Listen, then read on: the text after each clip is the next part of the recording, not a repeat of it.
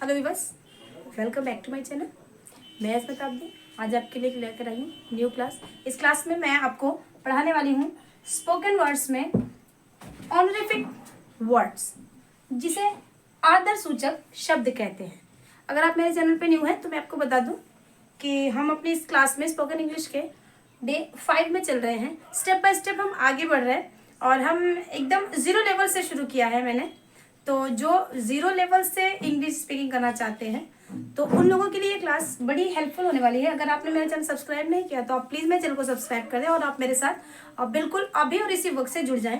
तो चलें, मैं क्लास को स्टार्ट कर लेती हूँ। स्पोकन इंग्लिश की क्लासेस में आज मैं आपको हॉनोरिफिक वर्ड्स पढ़ाने वाली हूँ, जिनका मतलब होता है आदर सूचक शब्द। ये जो शब्द हैं ये हम अपनी लाइफ में यूज तो करते हैं आप लोग, बट कहीं ना कहीं इसमें बड़ा एक कंफ्यूजन सा रहता है। तो कभी सही कभी गलत ये चीज़ चलती रहती है। तो इस कंफ्यूजन को मैं आज क्लियर कर दूंगी। तो चले स्टार्ट ऐसे कर लेते हैं। ये जो होता है मिस्टर, ये एक वर्ड होता है मिस्टर, जिसे शॉर्ट फॉर्म में MR और यहाँ पे पॉइंट से लिखा जाता है। इसका यूज हमें कब करना है? देखिए मैंने लिखा हुआ है एन अडल्ट मैन। किसी भी अडल्ट पर्सन के साथ आप मिस्टर का नाम लगा सकते हैं। मतलब 18 ईयर से अगर वो ज़्यादा है तो आप उसको उसके नाम के साथ मिस्टर लगा सकते हैं। मिस्टर अभय शर्मा, मिस्टर सुरेश पासवान, कुछ भी हो। जैसे या एक तो ये कंडीशन हो गई।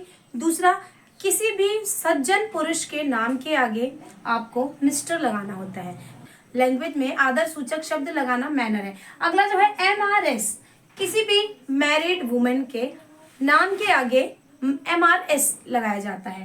अगला जो है मिस, मिस हम किसे कहते हैं? कोई भी अनमैरिड वुमेन गर्ल जो उसका नाम मिस रीना, मिस टीना, मिस शिल्पा, तो इस तरह से हम अनमैरिड यानी जिन अविवाहित, जिनको आप हिंदी में कह सकते हैं विवाहित और अविवाहित। मैन में विवाहित और अविवाहित वाला कोई ऐसी समस्या नहीं होती है, बट लेडीज के साथ आती है। इसको आप विवाहित कह सकते हैं। जिन लोगों की शादी हो चुकी है, महिलाओं की, उनका नाम लिखने से पहले आपको मिसेस का नाम लगाना होगा, या अविवाहित, ये इसका मतलब होता है।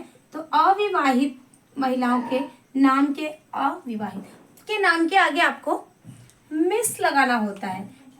MS जो हम लगाते हैं, अगर कोई भी किसी भी अडल्ट वुमेन, यानी वो जैसे ये है, वो मैरिड है अनमैरिड है, अगर मैरिड वुमेन के आगे भी आपने MS लगा दिया तो गलत नहीं होगा, बिल्कुल भी गलत नहीं होगा। बट अगर आपने अनमैरिड के साथ MRS लगा दिया, इस कंफ्यूजन को दूर कर देती हूँ मैं। देखिए, जब आप कभी भी किसी का नाम लिखते हैं, किसी वुमेन, मेन में तो कोई भी प्रॉब्लम नहीं होती, बिल्कुल सीधा साधा सा हिसाब है कि हर व्यक्ति जो 18 साल के ऊपर का है उसके नाम के आगे आपको मिस्टर लगाना है। बट जब वुमेन्स की बात आती है तो उनमें कई कंडीशंस हैं। तो पहली कंडीशन तो ये है कि आप मिसेस लगाएंगे जो मैरिड वुमेन है, आप मिस लगाएंगे जो अनमैरिड वुमेन है।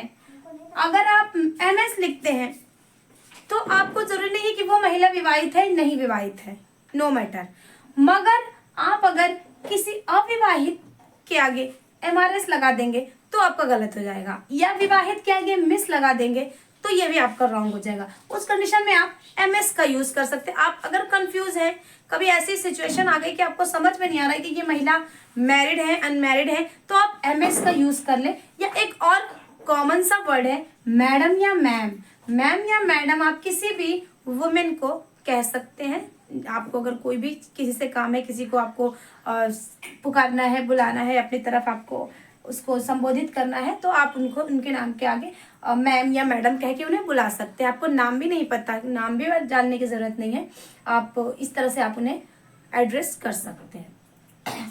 ये छोटे से, बहुत ज़्यादा नहीं है, ये बहुत कम ही वर्ड्स होते हैं, मगर इनमें बहुत ज़्यादा कन्फ्यूजन होता है। बहुत लोग इधर का उधर, उधर का इधर बच्चे कर देते हैं। बड़े बड़े लोगों को भी मैंने देखा है कभी गलतियां ये सब कर देते हैं। तो इस चीज़ के लिए आप इसको, क्योंकि इंग्लिश स्पीकिंग करने से पहले we are preparing for speaking English. हम लोग इंग्लिश स्पीकिंग की तैयारी करें भी, हम लोग बोल नहीं रहे हैं अभी। जो है हम लोग बोलने की कोशिश कर रहे हैं, चीज़ों को जमा कर रहे हैं और एक माहौल क्रिएट कर रहे हैं, अपने माइंड से चीज़ों को रखना माइंड में और उसके बाद उसको यूज करना है। हमें सेंटेंसेस रट के और बाद में उनको बोलना नहीं है कि रट लिया और बोल दिया, रट लिया और बोल दिया, ऐसे तो रटने वाला हो जाएगा। मगर मेरी सिचुएशन क्या है कि मैं आपको हर कंडीशन के लिए तैयार करती हूँ कि आप अपनी सिचुएशन से आगे सामने आ जाए तो आप घबराएं नहीं, आप हर सिचुएशन के लिए तैयार रहेंगे। तो जब आप उनके नाम के आगे मुझे मैसेज लगा के उन्हें बुलाना है तो ये चीज हो जाएगी। तो इसको आप क्लियर कर लें, चीजें जब आपके माइंड से निकल के आएंगी तो आपकी स्पोकन जो है आपके लिए इजी होती जाएगी। अब हम देख लेते हैं, ये चीजें हमारे बातचीत में आने वाली हैं, इसलिए मैंने आज इसको आपको पढ़ाया। नेक्स्ट जो है रिलेशन। रिलेशन माने होता है संबंध। हमारी लाइफ में इंग्लिश स्पीकिंग क्या होती है, नॉर्मल कन्वर्सेशन जो हम हिंदी में करते हैं उसको इंग्लिश में ट्रांसलेट नहीं करना है। बिल्कुल सेम टू सेम आप इंग्लिश ट्रांसलेशन की तरफ न जाया करें कि हमें बिल्कुल भी सेम टू सेम रखना है। मैंने बताया था little knowledge of grammar, grammar की हल्की जानकारी आपको चाहिए, आपकी वोकैबुलरी होनी चाहिए, कॉन्फिडेंस होना चाहिए। ये सब चीजों को मिला के आप तो आपके फॉर्मल कन्वर्सेशन जो होते हैं तो आपके रिलेटिव से, आपके मदर फादर, आपके भाई बहन, चाचा चाची, मामी फूफा फूफी जो भी हो, आना जाना, उनके साथ बातें करना, ये सारी चीजें ही आपकी लाइफ में जो कन्वर्सेशन बनाती हैं। तो सबसे पहले क्यों ना हम इन रिलेशंस को क्लियर कर लें, हमें कोई डाउट ना रह जाए कि हमें किसी को किस तरह से बुलाना है, किसका किस तरह से नाम लेना है। तो चले देख लेते हैं, मैं आज रिलेशन की क्लास को स्टार्ट कर लेती हूँ। सबसे पहला जो वर्ड है वो है मदर। मदर माने यू ऑल नो, मदर माने होता है माता, मम्मी, मॉम जिसको आजकल शॉर्टकट में मॉम भी कहते हैं, तो माँ ये हो गया। एंड फादर माने होता है पिता, ये तो क्लियर है, फादर माने पिता, पापा जो भी है, इन दोनों को मिला दिया जाता है तो हो जाता है पेरेंट्स। पेरेंट्स माने माता पिता, पेरेंट्स जो होता है माता पिता, ये आपका हो गया। माता अलग, पिता अलग, फादर अलग, मदर अलग, उनको मिला दिया गया तो ये हो गया पेरेंट्स। अगला है ग्रैंडफादर। ग्रैंडफादर का मतलब होता है दादा। नॉर्मली दादा आता है, मगर आप नाना जी को भी ग्रैंडफादर ही कहेंगे। ग्रैंडमदर दादी या नानी जी जो भी आपकी हैं तो आप उन्हें ग्रैंड मदर, दादी के साथ साथ नानी को भी ग्रैंड मदर ही कहा जाता है। ब्रदर, ब्रदर बड़ा सिंपल सा है, भाई। सिस्टर, सिस्टर माने होता है बहन। सन माने होता है बेटा। एंड डॉटर माने होता है बेटी, या अगर शुद्ध हिंदी में कहें तो इसे पुत्र और इसे पुत्री कह सकते हैं आप, ठीक है। आगे आ जाते हैं अंकल। अंकल माने वैसे तो अंकल चाचा को भी कहते हैं, फूफा को भी कहते हैं, ताऊ को भी कहते हैं, और कोई व्यक्ति जो अननोन है उसे भी आप अंकल कह के एड्रेस कर सकते हैं। इसी प्रकार आंटी जो होता है वो चाची, बुआ को कह सकते हैं। मौसी के लिए भी आंटी यूज होता है, या किसी अननोन लेडी जिसको आप जानते नहीं हैं, आपको उससे कोई काम है तो आप उन्हें आंटी कह सकते हैं। ग्रैंडसन, ग्रैंडसन का मतलब होता है पोता। पोता के साथ साथ जैसे ग्रैंड फादर के लिए दादा था तो वैसे पोता के लिए यहाँ पे नाती जो होता है ये वर्ड भी ग्रैंडसन होता है। एंड ग्रैंड डॉटर का मतलब होता है पोती। आगे जाते हैं नेफ्यू।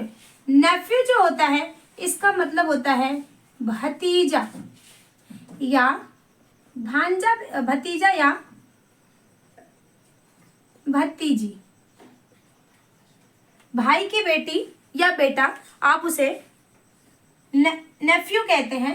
नीस माने होता है भांजा या भांजी, जिसे आप समझ सकते हैं कि बहन की बेटी या बहन के बेटे को हम नीस कहते हैं। अगला हमारा जो है मैटरनल अंकल या aunt. Maternal uncle, maternal aunt, इसकी हिंदी होती है मामा या मामी। अगला मैटरनल हाउस। मैटरनल हाउस की हिंदी होती है मायका। मायका की जो इंग्लिश होती है वो होती है मैटरनल हाउस। मैटरनल हाउस माने होता है मायका या मदर्स होम भी इसको कह दिया जाता है, मगर ये अच्छा वर्ड है मैटरनल हाउस। एनलॉज हाउस। एनलॉज हाउस का मतलब होता है ससुराल, होता है आपको ससुराल के लिए एनलॉज हाउस का यूज कर सकते हैं। सन डॉटर इन लॉ यानी सन इन लॉ या डॉटर इन लॉ, इसको आप कह सकते हैं पुत्र वधू या दामाद के लिए आप son in law daughter in law का यूज कर सकते हैं। अगला जो है हस्बैंड माने पति होता है, वाइफ माने पत्नी होता है, फादर इन लॉ ससुर जी को कहते हैं। फादर इन लॉ का मतलब ससुर एंड मदर इन लॉ ये होती है सासू माँ या सास भी कह सकते हैं। कजन माने होता है चचेरे भाई बहन, चचेरे, ममेरे, फुफेरे, जो भी आप कह सकते हैं, जो भाई बहन होता है। लेकिन एक बात है कि कजन के साथ कभी भी ब्रदर या सिस्टर का यूज नहीं होता है। अक्सर कभी भी कजन के साथ ब्रदर या सिस्टर का यूज नहीं करेंगे। स्टेप मदर, स्टेप जो रिलेशन होता है, स्टेप से पहले मैं ये देख लेती हूँ सिस्टर इन लॉ, आप ये ननद के लिए यूज हो जाता है, ये sister in law. Son in law ये देवर के लिए, ये सब ससुराली रिश्ते हैं, इसी से बना है in laws house. Daughter in law बहू। सिबलिंग्स ये रह गया सिबलिंग्स। सिबलिंग्स माने होता है सगे भाई बहन, सगे भाई बहन सिबलिंग्स होते हैं। जो हमारे सगे भाई बहन है उन्हें हम सिबलिंग्स से एड्रेस करते हैं। ये रह गया था स्टेप। स्टेप जो होता है ये एक सौतेला रिश्ता होता है। स्टेप का मतलब ही सौतेला है। अब स्टेप के साथ आप कुछ भी यूज कर ले तो सौतेला। स्टेप मदर सौतेली माँ, स्टेप फादर सौतेला बाप, स्टेप सिस्टर सौतेली बहन, स्टेप ब्रदर सौतेला भाई। तो स्टेप वर्ड जो होता है ये सौतेले के लिए होता है। तो ये सारे जो हमारे जनरल वर्ड्स थे जो हम डेली आपस में रिलेशन में मिलने जुलने से और घरों में यूज करते हैं, तो ये चीज हमको याद रहेगी, तो इनको हम अपने कन्वर्सेशन में आगे जोड़ लेंगे। और जब हम इनको पढ़ के याद करके कन्वर्सेशन में जोड़ेंगे तो जाके हमारी कन्वर्सेशन जो होगी वो हमारे कॉन्फिडेंस के साथ होगी, रटने वाली नहीं होगी। तो मैंने बड़ी अच्छी कोशिश की है कि आपको क्लियर हो जाए और आपको बोरिंग सा भी ना लगे।